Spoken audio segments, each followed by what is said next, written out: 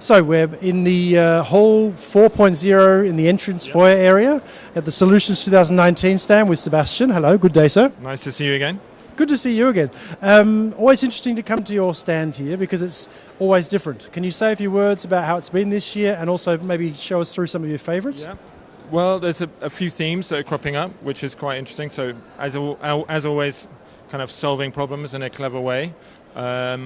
But also some more eco themes, some customizing, things like that are coming through as recognizable themes. So maybe this first thing, which was right here, is a tea pot, I guess. But it's really beautiful. It uses the weight of the sieve, I guess, with a ring around it to slowly push down through the water to separate out the tea from the tea leaves. So it's quite beautiful, isn't it? It's very intricate. It's like a little shaver foil. Yeah, it's a really cleverly made, very simple product.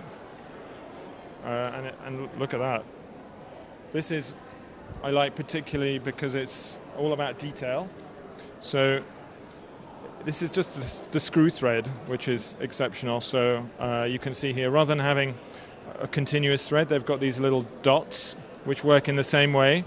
And it means that it's easier to clean, and it doesn't get jammed as you're screwing down. So it's a real solution to a little problem. It's not going to save the planet, but it's a nice little improvement, which I really respect. So that's good. Because it's also obviously got to do with temperatures. It's expanding and contracting with a thermostat. Metal can be a real problem in that sense. Squeeze through here. Stick with metal theme. Stick with the stainless steel. But so I design quite a lot of cookware, and I can recognize that this is a nice little idea. So you've got the diameter of the pan lid, but you can also put it inside for storage, and that is great. It's just so simple. So the edge, you've got like this. It's almost like a bayonet fitting, but you've got a part of an edge, and then you can just move it out and put it on top, and that's a great little. So for storage, obviously stacking these things in the drawer. So important in kitchens these days. The kitchens get smaller. Storage is really key. And when you say kitchen, I mean, actually, it's almost like, have you themed it this year? Have you walked it through? It's all kitchen stuff? There's a lot of kitchen stuff. There's a little bit more kitchen stuff than usual. Less dining this year. That's just random. Yep. But this I really like because it's using an ancient technology. There's pressure cooking, traditional, I guess from France mainly. But they've succeeded in mechanizing this into an automated cook system. It's the first time I've seen that. That's a nice product. So, and when what's going on here? We spoke briefly about the straw, but what's this little pot here? This is a home composter, which is really nice. So people are being encouraged to compost their food waste rather than putting it with the regular waste, and this allows you to put your vegetable peelings, any kind of uncooked food waste goes in there, and it helps you to compost it. You can drain off the liquid for to use as a kind of fertilizer, I guess. But this is a home kitchen indoor composter, which is great. It's a real improvement, and obviously, as you said, the plastic straws are now banned in the UK and probably here too, but this is just bamboo. What a great little idea. Literally bamboo. That's literally bamboo. Just a slice of bamboo. So you get that on camera for us as well? Each one is slightly different. And that's, and that's a bit of an organic / back to the roots type mentality. So have you seen any trends that actually are in line with these type of products, which are, again, rethinking the way we do things in the kitchen or how we eat? I think the fact that we've got these, and there's another couple over here, it's more about the materials, I guess, and some of them are rediscovering old techniques. Like, here we go, this is a kind of soap replacement. It's instead of soap, so obviously, this is not going to pollute the water in the same way that using a washing up liquid would pollute. So using this, it's like a powder, and it has some abrasives and some natural materials in there, so it cleans basically the same as soap, degreases and all of that, but without polluting the water as much. So it becomes like grey water, which can be reused for certain things rather than down the drain. So ecological aspects really are coming. And actually, pollution, talking of pollution, this is one of my favorites. This is the nose filter. So rather than having a face mask, if you live in a polluted city, you can just wear that in your nose.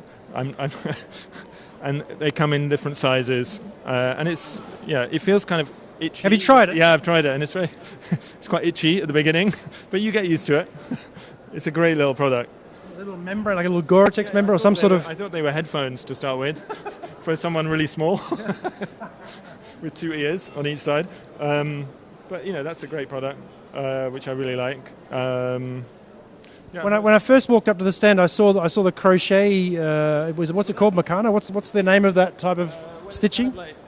It's almost like tapestry. So so this is a regular storage box, but they're perforating them, and you buy it with wool, and you can decorate it as you wish.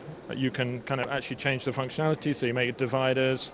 So customization is a theme that is, in design generally is coming to the fore, and it's a great way to personalize it, make it adapted to you for kids, for grown-ups, for whatever. Now, when I walk through the stores, we just had the topic of ecologically friendly. Have you noticed any brands doing things differently, or things that have surprised you? Or I think it is, but sustainability is definitely a topic, which is thankfully, thank God, yeah. Just next door, there's Koziol, which now have a claim of 100% recyclable or recycled. I can't remember exactly, but it's a big claim. In this room, there, in the plastic. Maybe, guys, can we go maybe walk through Hall 4 as well? Just a quick stroll. I think, as they're so well known for plastics manufacturing, that's a really important step to be taking. We'll have a look. It's obviously all green. Well, funnily, we went green. I'm noticing again that theme. Well, so as a colour, it's quite popular this year. So there, let me just, where is it? There it is, 100% recyclable, it says.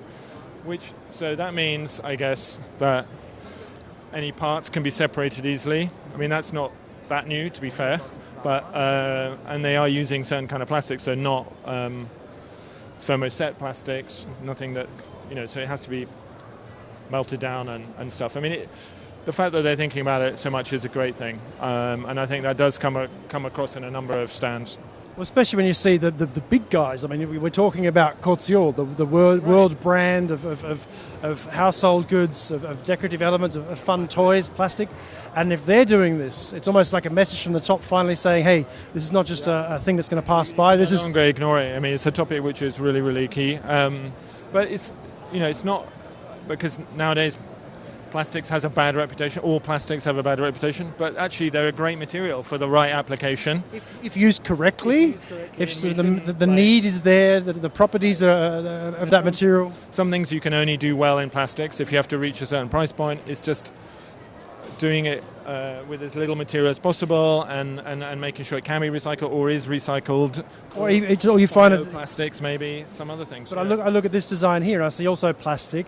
That's designs from what, the 60s, I think, 50s, 60s, and it's still being sold. The colours have changed a bit, but that's a design for longevity, isn't it? Right, absolutely. And that, as a product, that actual piece will last, and you can use that for 20, 30 years, no problem. And that's also because it's plastic. But, it just...